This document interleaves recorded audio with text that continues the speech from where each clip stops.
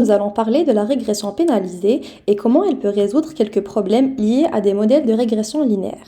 D'abord, nous devons introduire les notions de sous- et surapprentissage. Alors, l'un des principaux problèmes qu'on rencontre en machine learning sont le sous-entraînement et le surentraînement. Si par exemple on veut prédire le prix d'une maison en fonction de sa surface, on peut utiliser le modèle linéaire suivant. Mais l'erreur de prédiction dans ce cas sera élevée sur le jeu d'entraînement. Lorsqu'on teste le modèle sur le jeu de test, on remarque que le modèle n'est pas adapté non plus pour le prédire. L'erreur de prédiction sur le jeu de test est donc élevée également. Dans ce cas, lorsque le modèle n'arrive pas à fournir de bonnes performances ni sur le jeu d'entraînement ni le jeu de test, on dit que c'est un sous-entraînement. Si cette fois on utilise un modèle différent pour prédire les données, on remarque que l'erreur sur le jeu d'entraînement est nulle. Au début, on peut penser que le modèle est plus intéressant quant à l'erreur. Cependant, en ajoutant les données de test, on remarque que l'erreur est plus élevée. Lorsque le modèle a de très bonnes performances lors de l'entraînement, au point de ne pas pouvoir être généralisé aux données test, il s'agit d'un surentraînement. Le mieux adapté à notre exemple serait une courbe. L'erreur est faible mais non nulle sur le jeu d'entraînement. Est faible pour le jeu de test également. C'est ainsi qu'on obtient un entraînement correct. Le modèle entraîné aura de bonnes performances sur un jeu de données qu'il n'a jamais vu. Le premier modèle utilise une régression linéaire. Pour le deuxième modèle, on ajoute le carré de la surface pour avoir plus d'informations et obtenir une courbe. Pour le modèle en surapprentissage, on rajoute la surface avec différentes puissances et on obtient la fonction suivante. Si on prend le modèle en surapprentissage, c'est un modèle complexe avec plusieurs variables. Étant donné que le modèle cherche à minimiser l'erreur, il va créer un modèle avec une erreur de 0 en apprentissage. Pour résoudre ce problème de surapprentissage, on ajoute des paramètres dans la fonction coût. C'est ce qu'on appelle une pénalisation des paramètres. Donc l'entraînement a maintenant un double objectif, tendre l'erreur du modèle à 0 tout en gardant de petites valeurs pour les paramètres. Ces paramètres ajoutés simplifient le modèle et on aura alors cette représentation graphique. Cependant, on ne peut pas nous-mêmes choisir quels paramètres ajouter à la fonction de coût, ni leur coefficient associé. On va pouvoir utiliser une implémentation standardisée de ce principe avec la régression lasso. Voici alors la fonction d'un modèle lasso ou pénalisation L1. On retrouve bien le terme de régularisation en rouge. Le modèle ici pénalisera de la même façon tous les paramètres du modèle. On cherche alors un modèle plus simple avec moins de paramètres et moins sujet au surentraînement. La régression lasso fait tendre les paramètres ayant le moins d'utilité pour le modèle à 0.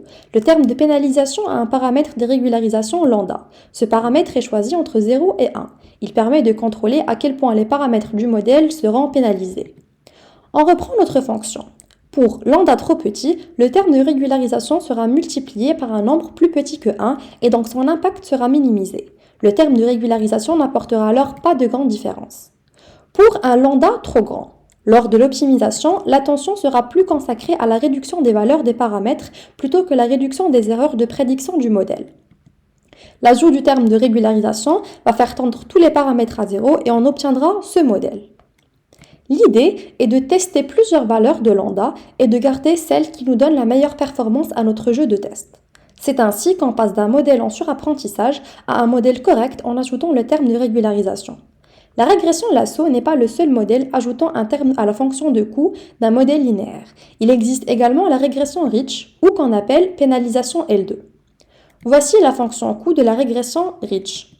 C'est le même concept, on retrouve le terme de régularisation et le paramètre de régularisation lambda pour contrôler son importance. La différence ici est qu'on ne va pas sommer les valeurs absolues des paramètres, mais plutôt le carré de la valeur de chacun des paramètres. Tandis qu'une régression lasso va faire tendre les paramètres qui ont le moins d'utilité dans notre modèle vers 0, la régression Rich, quant à elle, au lieu de faire tendre les paramètres les plus faibles à 0, va rendre les valeurs des paramètres plus homogènes et moins grands. L'objectif est que chaque variable ait son mot à dire dans la prédiction de notre exemple et que le résultat ne soit pas déterminé par une ou deux variables avec les coefficients les plus élevés, avec l'idée qu'un modèle avec des paramètres plus homogènes sera moins sujet au surapprentissage. On passe maintenant à la régression élastique nette. Ce modèle va intégrer à la fois une pénalisation LA et L2 dans sa fonction coût. L'idée est à la fois de faire converger les variables les moins utiles vers 0, mais en même temps de rendre homogènes les valeurs des variables restantes. Donc, on a nos deux termes de régularisation avec chacun leur paramètre de régularisation. Cette expression de la fonction coût pourrait très bien marcher, mais le plus souvent, la fonction de coût est proposée sous cette forme. On a toujours le terme de régularisation, on aura seulement un paramètre de régularisation commun aux deux termes et on a un deuxième paramètre qui contrôlera le mix entre la régularisation rich et lasso selon si l'on veut avoir moins de paramètres à sélectionner ou des paramètres plus homogènes.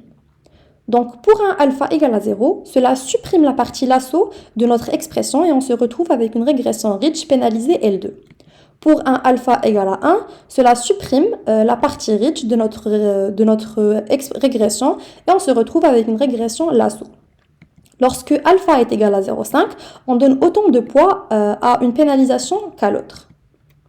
Alors, pour résumer, la régression lasso ou pénalisation L1 va vous permettre de faire tendre les valeurs des coefficients des variables les moins utiles pour votre modèle à 0. C'est intéressant lorsque vous savez que vous avez beaucoup de variables et qu'elles ne sont pas toutes utiles pour votre modèle et que vous voulez seulement garder une partie d'entre elles.